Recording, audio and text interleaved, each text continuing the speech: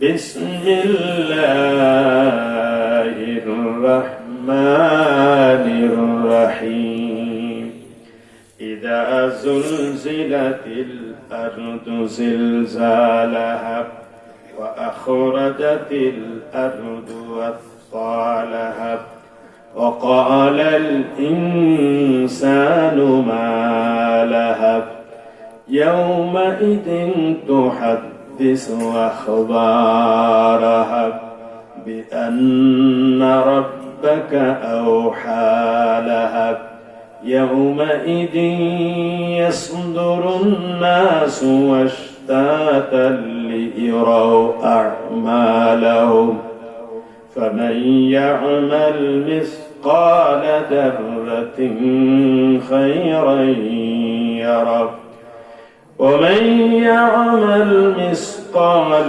ذرة شرا يره আল্লাহ রাব্বুল আলামিন বলেন, পৃথিবী যখন আপন কম্পনে প্রকম্পিত হবে এবং পৃথিবী যখন তার ভার বের করে দেবে আর মানুষ বলবে কি হলো, সেদিন পৃথিবী তার বৃত্তান্তগুলি বর্ণনা করবে। কারণ হলো তোমার প্রতিপালক তাকে সেই ব্যাপারে আদেশ করবেন। সেদিন মানুষ ভিন্ন ভিন্ন দলে বের হয়ে আসবে, কারণ ওদের কৃতকর্ম তাদেরকে দেখানো হবে। অতএব কেউ অনুপরিমাণ সৎ কাজ করলে তা দেখানো হবে এবং কেউ অনুপরিমাণ অসৎ কাজ করলেও তাও দেখানো হবে। জোরে জোরে বলি সুবহানাল্লাহ। কোরআন কারীমের 114 সূরা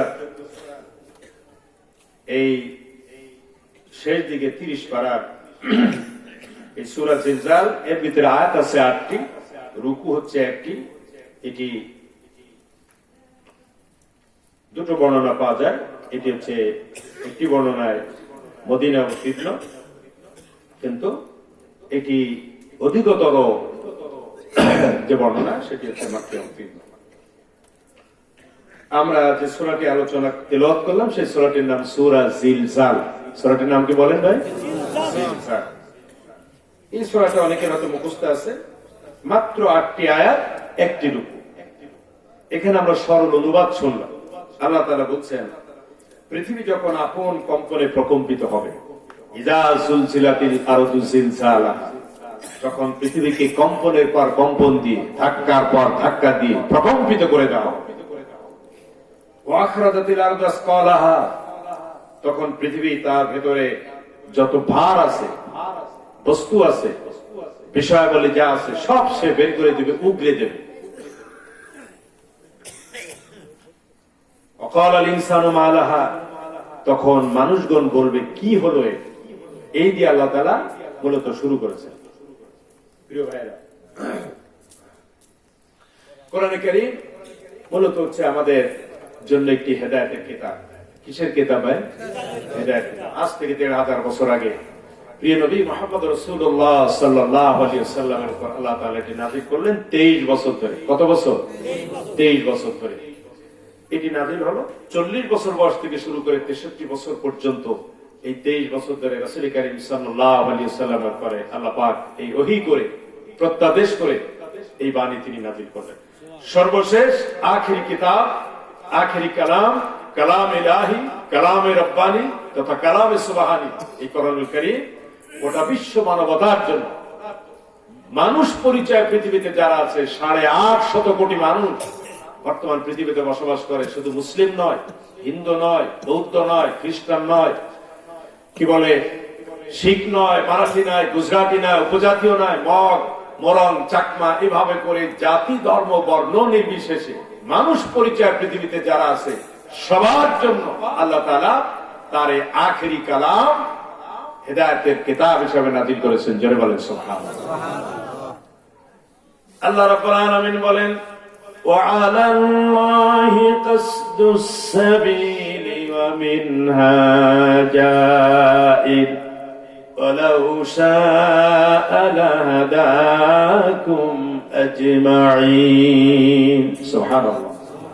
আল্লাহ রাব্বুল আলামিন বলেন, ও পৃথিবীর মানুষ, তোমাদের সামনে, তোমাদের জীবনে, তোমাদের চলার পথে অসংখ্য বাঁকা পথ থাকবে, অসমতল পথ থাকবে, বক্র পথ থাকবে, তার ভিতরে সোজা রাস্তার সিরাতে মুস্তাকিমের রাস্তা একটা থাকবে।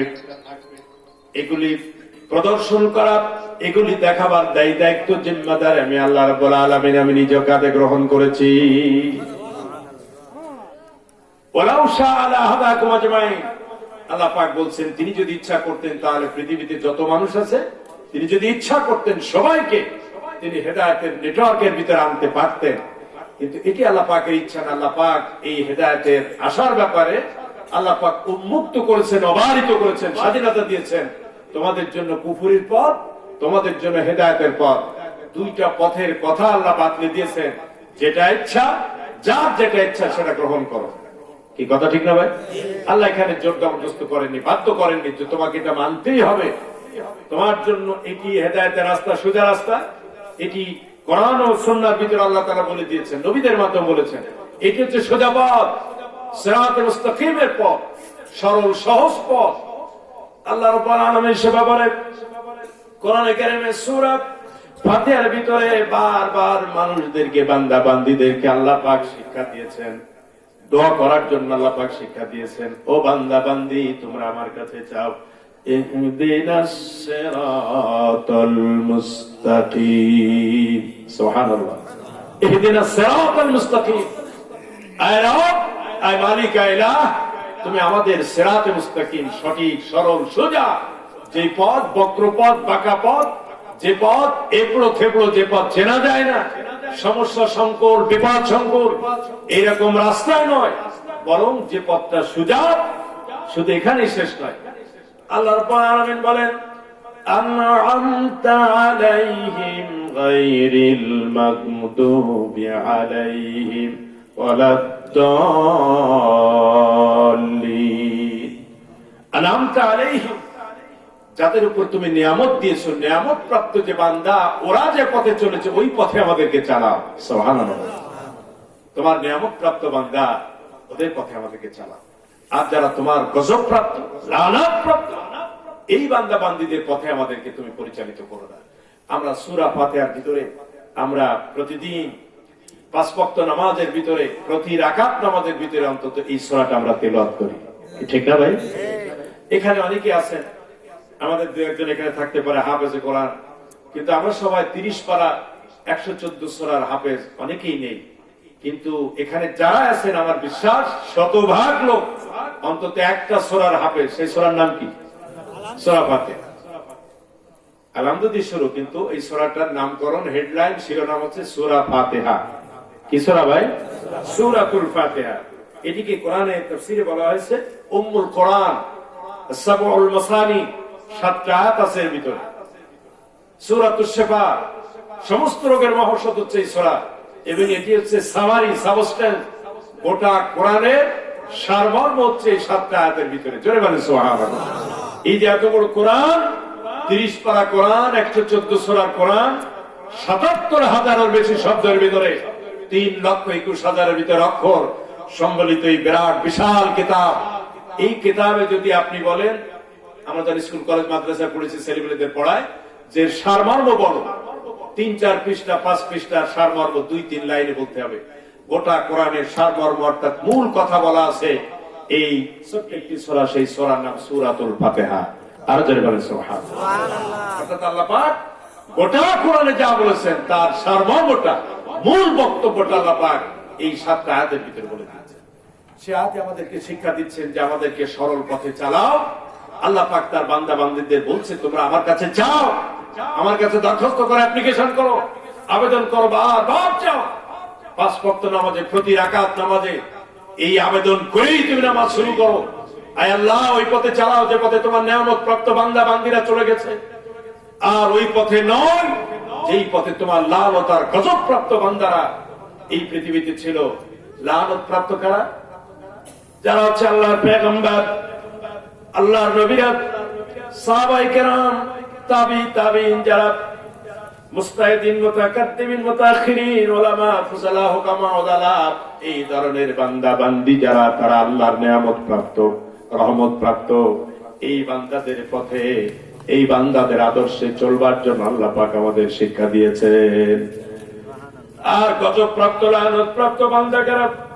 আল্লাহ রাব্বুল আলামিন আমাদেরকে এই কথাই জন্য শিক্ষা দিলেন, এই পৃথিবীতে যেমন নবীদের মতো সূর্য সন্তান, নবীদের মতো মানবিক সন্তান, নেক সন্তান এই পৃথিবী জন্ম ধারণ করেছে, গর্ভ ধারণ করেছে, ঠিক তেমনি ভাবে এই পৃথিবীতে অবাধ্য সন্তান বহু এসেছে। তার ভিতরে যেমন আছে নমরুদ, যেমন আছে ফেরাউন, যেমন আছে কারুন, যেমন আছে আবু জাহেল। আছে না ভাই, ছিল না? এরকম তাদের অনুসরণ করে, অনুকরণ করে যুগ যুগ ধরে কিয়ামত পর্যন্ত এরকম পৃথিবীতে ওই আবু জাহেলের উত্তরসূরিরা, নমরুদ, কারুন, ফেরাউনের উত্তরসূরিরা একটা গ্রুপ কিয়ামত পর্যন্ত থাকবে। আর ওই নিয়ামত প্রাপ্ত বান্দাদের উত্তরসূরিরাও যুগে যুগে পৃথিবীতে থাকবে। এই দুই দল থাকবে। আল্লাহ পাক এই দুই দলের কথায় সূরা ফাতিহার ভিতরে বলেছেন নিয়ামত প্রাপ্ত বান্দা বান্দি আর গজব প্রাপ্ত বান্দা বান্দি। আমাদের কোন পথে চলার কথা বলেছেন ভাই? যারা নিয়ামত প্রাপ্ত বান্দা বান্দি তাদের দেখানো পথেই চলতে হবে। আল্লাহ রাব্বুল আলামিন তাদের ব্যাপারে কোরআনে কারীম অন্যত্র বলেন, যা আইয়ুহাল্লাযীনা আমানু তাকুল্লাহ ওয়া কুনু মা'আস সাদিকিন। জোরে জোরে বলেন সুবহানাল্লাহ। হে ইমানদারেরা, তোমরা আল্লাহকে ভয় করো। কাকে ভয় করো বলেন? আর জোরে বলেন কাকে? জোরে বলতে হবে কাকে? একমাত্র আল্লাহকে ভয় করো, দিল থেকে কলিজা দিয়ে আল্লাহকে ভয় করো। আর তোমরা সাথী হয়ে যাও, সঙ্গী হয়ে যাও ওই সব ব্যক্তিদের যারা হচ্ছে সত্যবাদী। কারা? কাদের সাথে বলেন? সত্যবাদীদের সাথে। আল্লাহ পাকই বলেছেন কুনু মা'আস সাদিকিন, তোমরা সাথী হয়ে যাও, তাদের সাথে চলো যারা সত্যবাদী, সত্যাশ্রয়ী, সত্যের উপরে টিকে থাকে, সত্য নিয়েই চলে, জীবন ধারণ করে, লালন করে, জীবনে গ্রহণ করে সত্যটাই।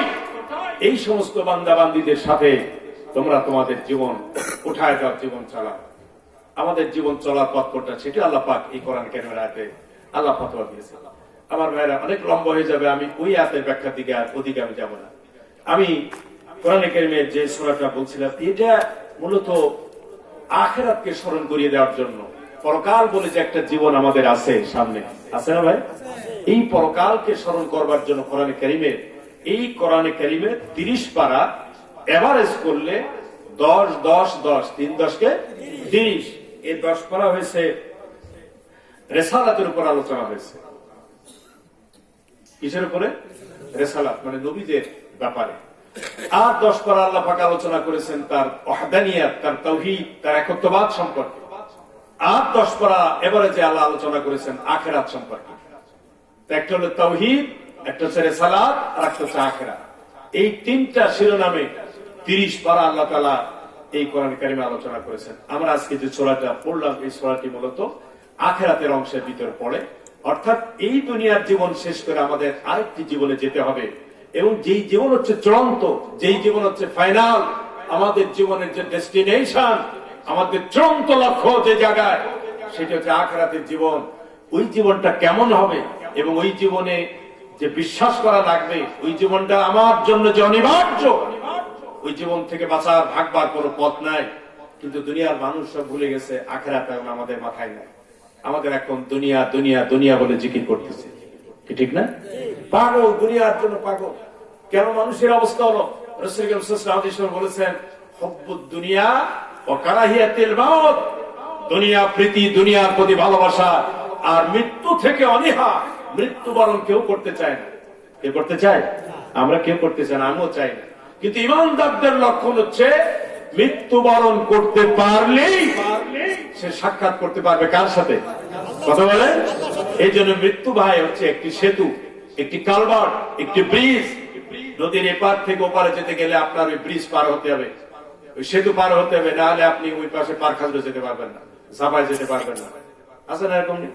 ঠিক তেমনি আপনি এই মৃত্যু নামক এই যে সেতু, এই মৃত্যুটা যতক্ষণ না হবে, এই দেহটা বিচ্ছিন্ন না হবে, রূহটা না চলে যাবে, ততক্ষণ পর্যন্ত আপনার রফিকে আলা, আপনার বন্ধুর সাথে সাক্ষাৎ হবে না। এই জন্য আমরা কি দুনিয়া আঁকড়ে পড়ে থাকতে চাই না ওই দরবারে যেতে চাই? ওই দরবারে যেতে চাই, তাহলে মৃত্যু মাঝখান অনিবার্য। আর সেই মানুষ দেখেন আমরা সবাই এত দুনিয়া প্রীতি হয়ে গেছে, আমাদের দুনিয়া ছাড়া ভালো লাগে না। জমি যারা ঘর সংসার বাজার বাড়ি করতে, নিম্ন বাজারে আমি 81 সালে ভর্তি হয়েছি। আমিও যখন ভর্তি তখন নির্দিষ্ট কয়েকটা দোকান ছিল, ওই মাঝখানে খাল দিয়ে আসতাম, ওই যে বাদাম তলা এসে উঠতাম। আচ্ছা এখন নেহরু বাজার মনে আছে যশোর টাউনের মতো, বিল্ডিং আর বিল্ডিং, 8 গড়া তো এই পাশে দেখতেছি সব দখল করে নিয়েছে, এই পাশে একতলা দোতলা করি, এই চেয়ারম্যান পাড়া ঠাড়া এরা সব তো দিকে এই পাশে বিশাল বসুন্ধরা মার্কেট বানাই ফেলেছে, ঠিক না? 2 তলা 3 তলা 4 তলা বিল্ডিং নেহরুর বাজারের মতো জায়গায় হয়ে গেছে, আপনি চিন্তা করতে পারেন। আর এই বাজার থেকে সেই কি বলে ইউনিয়ন পরিষদ থেকে ওই আমতলা পর্যন্ত এখন প্রায় আর ফাঁকা নেই, 1 কিলো প্রায় দখল হয়ে গেল। কি পরিমাণ দুনিয়া প্রীতি আমাদের। নেহরু বাজারে শুনি 5-7 লাখ টাকা না কত লাখ টাকা নাকি শতক জমি বিক্রি হয়েছে। কি আশ্চর্য কথা, আমাদের 1 সেকেন্ডের নাই ভরসা। এই যে 8 গড়ায় আমরা কথা বলতেছিলাম যে আমাদের বড় চেয়ারম্যান সহ 1-1.5 বছরে কতজন চলে গেল, গেল না? কতজন চলে গেল? 5-6 জন বিশাল বিশাল বিখ্যাত বিখ্যাত ব্যক্তি আমরা হারাই ফেললাম মাত্র কতদিনের ব্যবধানে, 1-1.5 বছর চলে গেল। আমাদের কি হুঁশ হয়েছে? কথা বলেন, আমাদের কোনো হুঁশ নেই। আমরা মনে করছি আল্লাহর কাছ থেকে একেবারে লিজ নিয়ে আসি, জমি যেমন লিজ নেয় না, জমি ওই যে আপনারা ঘের লিজ দেন, আমরা আল্লাহর কাছ থেকে লিজ নিয়ে আসি, 200-500 বছর 500-700 বছর থাকবো, তারপরে একদিন মনে চাইলে আল্লাহর সাথে সাক্ষাৎ হবে। এরকম একটা ভাবসাব আছে না আমাদের? এই মাত্র 50-60-70-80 বছর জীবন, তার 40-50 বছর পার হয়ে গেছে, আর 10-15 বছর আছে কিনা আল্লাহ পাক ভালো জানে। তার জন্য কত প্ল্যানিং, কত পরিকল্পনা, কত কি। এর জমি দখল করতে হবে, ঘের দখল করতে হবে, মার্কেট দখল করতে হবে, দোকান দখল করতে হবে, ওর বাড়ি দখল করতে হবে, ওর সামাজিক ভাবে রাজনৈতিক ভাবে ওকে পঙ্গু করে দিতে হবে, বিপর্যস্ত করতে হবে। হেন অপরাধ নেই, হেন পথ নেই, ওই নেই, যে কোনো মূল্যে তাকে দমন করতে হবে, ওই গোষ্ঠীকে দমন করতে হবে। এই চিন্তা চেতনা, আমি একদিকে মুসলমান দাবি করি, একদিকে নামাজ পড়ছি, হজ করছি, উমরা করছি, একদিকে মসজিদ মাদ্রাসা তৈরি করছি, আবার আর একদিকে আমার এক প্রতিবেশী ভাই তার উপরে জুলুমের স্টিম রোলার তার উপরে চালাই দিচ্ছে। কি হবে সব করে? আমার ভাইরা, এই অবস্থায় যখন মানুষ আসবে, আল্লাহ পাক ভালো করে জানেন, যেহেতু তিনি আমাদের খালিক, তিনি আমাদের সৃষ্টিকর্তা, এই জন্য আল্লাহ পাক স্মরণ করে দিচ্ছেন, ও বান্দা এলান করছেন, স্মরণ করছেন, তুমি সাবধান, বি কেয়ারফুল, তোমার সামনে কিন্তু আখিরাত, তোমার সামনে পরকাল, অনন্ত এক জীবন। আমার ভাইরা, মানুষ যদি অনন্ত জীবন সম্পর্কে চিন্তা করতাম, আমরা যদি চিন্তা করতাম, মানুষ জায়গায় হাত ফেল করে মারা যেত যে আমি কোথায় আছি, কি করছি।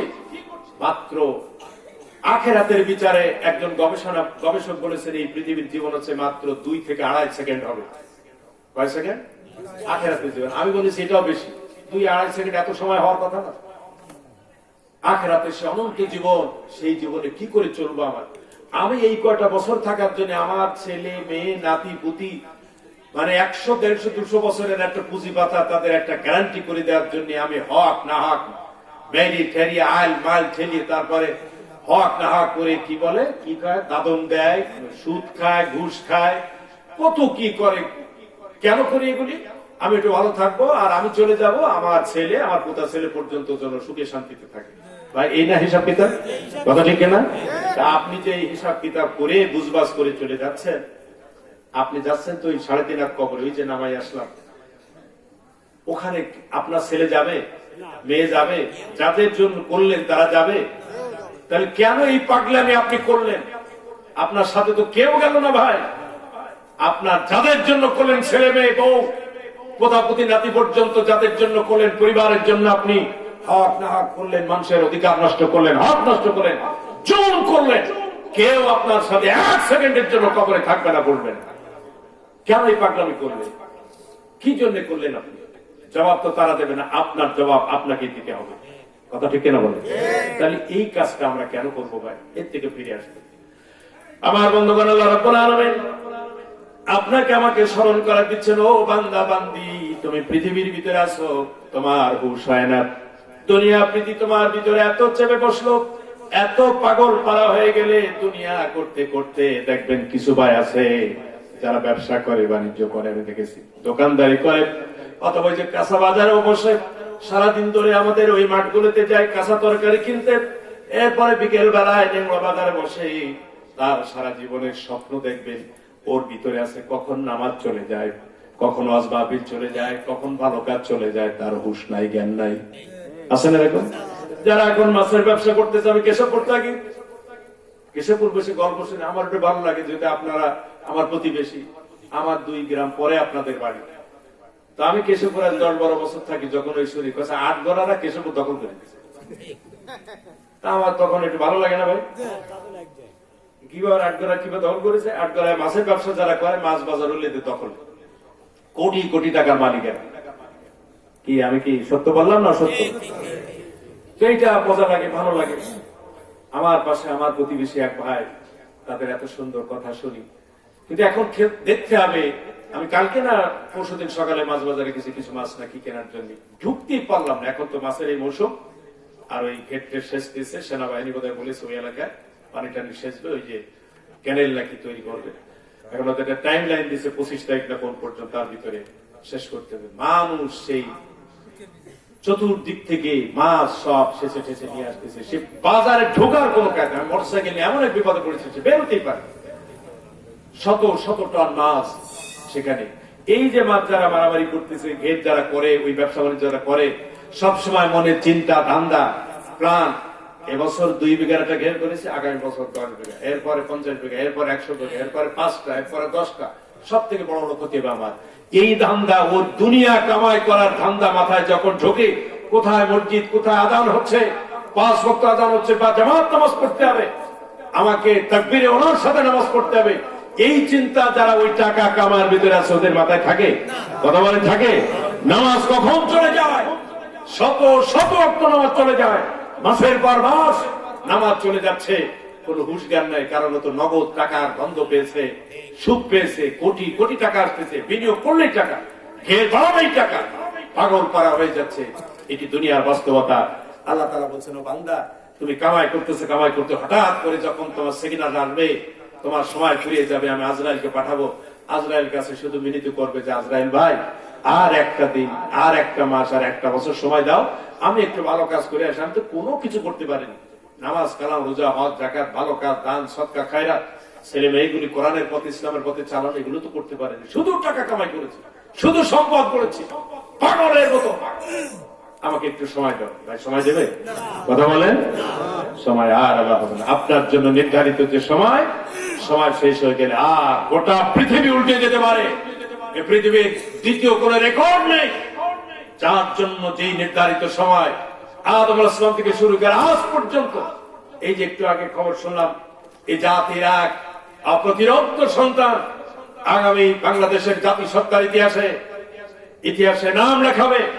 আমাদের তরুণ এক প্রতিবাদী ভারতীয় আধিপত্যবাদের বিরুদ্ধে এক দ্রোহ, এক প্রতিবাদী কণ্ঠ, নাম শরীফ কি ওসমান শরীফ উসমান হাদি। সিঙ্গাপুরে যাকে নেওয়া হয়েছিল, গুলি করছিল, দেখছেন না আপনারা? সে শুনলাম, এই যে আমি খেয়ে আসার পথেই শুনলাম যে সে মারা গেছে সেখানে। আমরা সবাই বলি ইন্না লিল্লাহি ওয়া ইন্না ইলাইহি রাজিউন।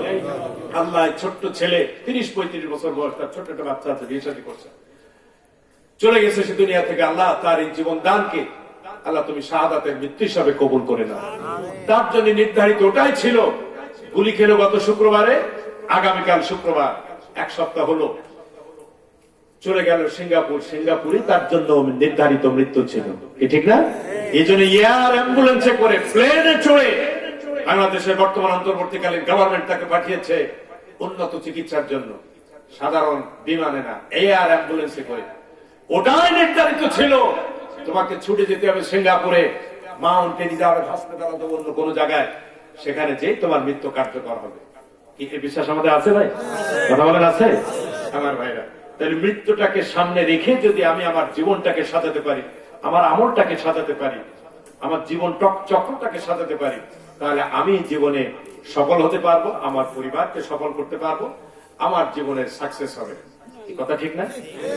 প্রিয় বন্ধুগণ, আমার সূরা জিলজালের ভিতরে আল্লাহ রাব্বুল আলামিন আমাদেরকে শিক্ষা দিলেন, ও বান্দা বান্দি, শুধু একটা সূরা না, আরো অনেকগুলি সূরাতে আল্লাহ পাক আমাদেরকে শিক্ষা দিলেন। সূরা কারিয়ার ভিতর আছে, সূরা গাশিয়ার ভিতর আছে, সূরা তাকবীরের ভিতর আছে, সূরা ইনফিতারের ভিতর আছে, সূরা ইনশিকাকের ভিতর আছে।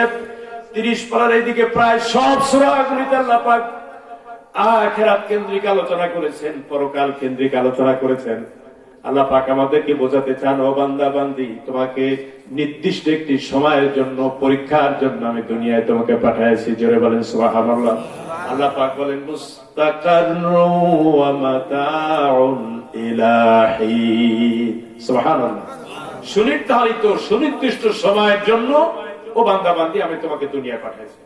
তুমি চিরস্থায়ী মনে করো না, শত নয় হাজার হাজার বছর তুমি দুনিয়ায় থাকবে, এমনটি মনে করবার কোনো কারণ নাই। বরং অনেক দাঁড়িত এক জীবন তোমার। এরপরে আমি আল্লাহ পাক যখন তোমাকে ডাকবো, তোমাকে মুহূর্তের ভিতরে চলে আসতে হবে। ওই যে আমাদের আগের বক্তা রবিউল ইসলাম আলোচনা করতেছিল, তার ভিতরে ইউসুফ আলাইহিস সালামের যে কাহিনী বলেছে, আপনারা নিশ্চয়ই খেয়াল করেছেন, তার ভিতরে আছে ওই ইউসুফকে কুয়ার ভিতরে ফেলে দেওয়া হয়েছিল। মনে আছে? এটা বলছে না? ইউসুফকে যখন কুয়ার ভিতরে ফেলে দিল, কেন ফেলে দিল, কিভাবে দিল? তার বাইরে ষড়যন্ত্র করে বাবা ইউসুফকে বেশি স্নেহ করে, ভালোবাসে, মহব্বত করে। অন্য ভাইদের সেটা সহ্য হয় না, চোখের কাটা হয়ে গেল। এই জন্য তারা ষড়যন্ত্র করে বিমাতা ভাই, বৈমাত্র ভাই, একদিকে 10 ভাই, আর এক মায়ের পেটে 2 ভাই। এই 12 ভাইয়ের ভিতরে ওই 10 ভাই বড় মায়ের পেটে, বড় মায়ের পেটে এই বড় 10 ভাই তারা পরিকল্পনা করলো, সিদ্ধান্ত নিল, আমাদের ছোট ভাইয়ের এই যে 2 ছেলে, তার ভিতরে ওই 2 ভাইয়ের মধ্যে বড় হচ্ছে ইউসুফ, ছোট ভাইয়ের নাম হচ্ছে বিনিয়ামিন। কি নাম? তারা সিদ্ধান্ত গ্রহণ করলো, এই যে ছেলে আমাদের বাবা সব সময় তাকে স্নেহ করে, বেশি ভালোবাসে, মহব্বত করে, কোন ক্রমে আমাদের দিকে বাবার দৃষ্টি আকর্ষণ করাতে পারি না, কি করে তাকে ঠেকানো যায়। তারা পরিকল্পনা করে বাবাকে ফুসলায়, ইনায় বিনায় বাবাকে কনভিন্স করে ছেলেকে নিয়ে গেল খেলাবার জন্য। মাঠের ভিতরে গেল, সেই ইতিহাস আমি বলবো না, যেহেতু আপনারা শুনেছেন। ওখানে মূল পয়েন্টটা আমি দৃষ্টি আকর্ষণ করছি। আখিরাতের একটা পয়েন্ট, মৃত্যুর একটা পয়েন্ট আছে। কুয়ার ভিতরে যখন ওই ছোট্ট ছেলেকে ফেলে দিল, ভাইরা মিলে যখন আদর করে, মহব্বত করে, ঘাড়ে করে নিয়ে বাড়ি থেকে বের হয়ে গেল, কিছুক্ষণ যাওয়ার পরে ঘাট থেকে নামিয়ে দিল। ধাক্কাতে ধাক্কাতে যখন কুয়ার দিকে নিয়ে চলে গেল, বড় ভাইদের দিকে তাকায় অবাক বিশ্ব অভিভূত হয়ে যায়। ছোট্ট ভাই, আরে আমার বড় ভাইয়ের আমার সাথে কি আচরণ করছে। ভাইদেরকে বারবার বলতেছে, ভাইরা তোমরা আমার সাথে এই ধরনের আচরণ কেন করো? বাড়ি থেকে আব্বাকে কনভিন্স করে, কত অনুরোধ বিরোধ করে আমাকে তোমরা খেলবার জন্য নিয়ে আসলা। কি অপরাধ আমি করেছি যেই কারণে আমাকে আমার সাথে এই ব্যবহার, দুর্ব্যবহার করতেছ? কোনো কথা তারা বলে না। এক পর্যায়ে কুয়ার কাছে নিয়ে যখন তাকে হাত পা বেঁধে কুয়ার ভিতরে ফেলে দেয়, বারংবার তাদের ছোট্ট ভাই অনুরোধ করলো, ও ভাই জানেরা আমাকে মারবেন না, জীবনের মতো একটি বারের জন্য সুযোগ করে দেন। এই দৃষ্টি সীমা যত দূর যায়, 2 চোখ যত দূর দেখা যায়, অত দূর আমি চলে যাব, তোমাদের চোখের সামনে থেকে জীবনের মতো আড়াল হয়ে যাব। তারপর আমাকে আর মেরো না, আমাকে অন্তত জীবনের নিরাপত্তা দাও, নিঃশ্বাস দাও, আমি তোমাদের চোখের সামনে থেকে চলে যাব। এত অনুরোধ বিনোরোধ, এত কাকুতি মিনতি করলো তার আপন ভাইদের কাছে। তাদের কলিজা ঠান্ডা হলো না, আবেগ, তাদের আবেগ আপ্লুত হওয়ার কথা তা হলো না। এত নিষ্ঠুর হৃদয় তারা ছিল, তাদের সিদ্ধান্ত তারা বাস্তবায়ন করে কুয়ার ভিতরে ফেলে দিল। কুয়ার মুখ থেকে যখন ইউসুফকে ফেলে দিল, 15 থেকে 17 বছর বয়সের একটা টকবগে কিশোরকে যখন এইভাবে ফেলে দিল, আপনারা বুঝতে পারেন, মুরব্বী মানুষ যারা আছে, আমরা ছোটবেলায় দেখেছি, আমাদের বাড়িতে পাত কুয়া ছিল, ছিল না? এই ইয়াং জেনারেশন ছোট ছোট আজকে 30-30 বছর, ওরা চেনবে না। এই পাত কুয়া যাদের ছিল, গভীর পাত কুয়া, ওই উপর থেকে বালতি নামিয়ে পানি ওঠানো হতো। ওই গভীর কুয়ার ভিতরে উপর থেকে যখন ফেলে দেওয়া হলো, ওই কুয়ার মুখ থেকে শুরু করে 15 ফিট, 20 ফিট, সর্বোচ্চ 25 ফিট পর্যন্ত যদি কুয়া হয়, ওই কুয়ার ভিতরে যেতে এক 15 বছরের এক কিশোর কয় ঘন্টা সময় লাগার কথা? উপর থেকে ফেলে দিল, কয় ঘন্টা সময় লাগবে? হ্যাঁ, কয়েক সেকেন্ড, কয়েক সেকেন্ড, কয়েক সেকেন্ড। এইটা বুঝান, এইটা মাথায় রাখেন। কুয়ার এই মাথা থেকে ফেলে দিল, কুয়ার নিচে যে পড়বে সর্বোচ্চ 20 ফিট, 22 ফিট, 25 ফিট হবে গভীর কুয়া। এর ভিতরে পড়বে, মাথা থেকে ওই গভীর কুয়ার তলদেশ পর্যন্ত যেতে মাত্র কয়েক সেকেন্ড সময় লাগবে। আপনি অবাক হয়ে যাবেন, এই যে কয়েক সেকেন্ডের ভিতরে ওই কুয়ার নিচে যখন চলে যাবে, প্রচন্ড আঘাত লাগবে। নিচে কুয়ার ভিতরে শুধু বালু থাকে না, কাকড় থাকে, কঙ্কর থাকে, কুয়া থাকে। ইট বালু থাকে অথবা কোন সময় কাটাকুটু থাকতে পারে, নানান রকম কষ্টদায়ক বস্তু।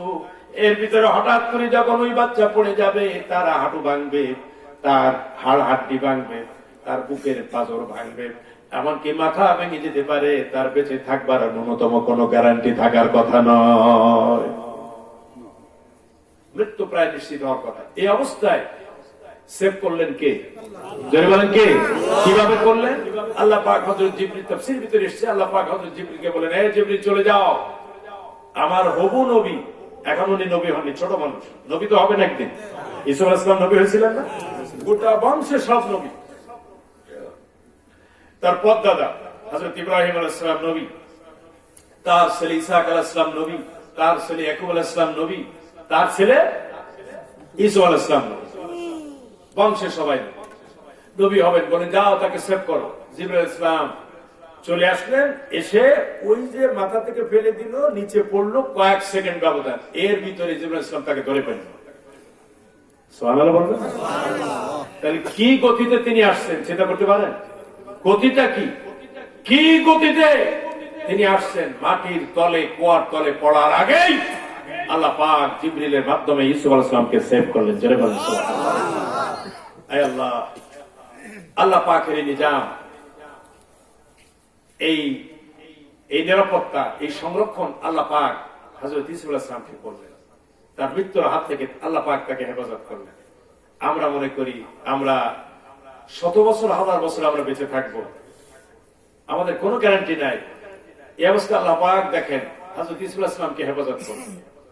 আমার বন্ধুগণ, আমাদেরকে মৃত্যুর কথা আল্লাহ পাক স্মরণ করা দিচ্ছেন, পরকালীন জীবনের কথা স্মরণ করা দিচ্ছেন। ও বান্দা বান্দিরা, তোমরা হিসাব করো, তোমরা মাথায় নাও, তোমরা হিসাব করো, তোমাদের মৃত্যুর পরে আরেকটি যে জীবন শুরু হবে, সেই জীবনের নাম হবে আখিরাতের জীবন।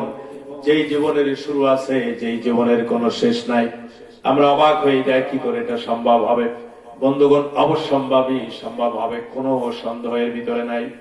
সেই জীবন, আমরা এই যে দুনিয়ার জীবনে, আলমে দুনিয়া, রুহের জগতে আমরা ছিলাম, আল্লাহ পাক সিরিয়ালি আমাদেরকে সন্তান করে, কাউকে নারী করে, কাউকে পুরুষ করে আমাদেরকে পৃথিবীতে পাঠালেন।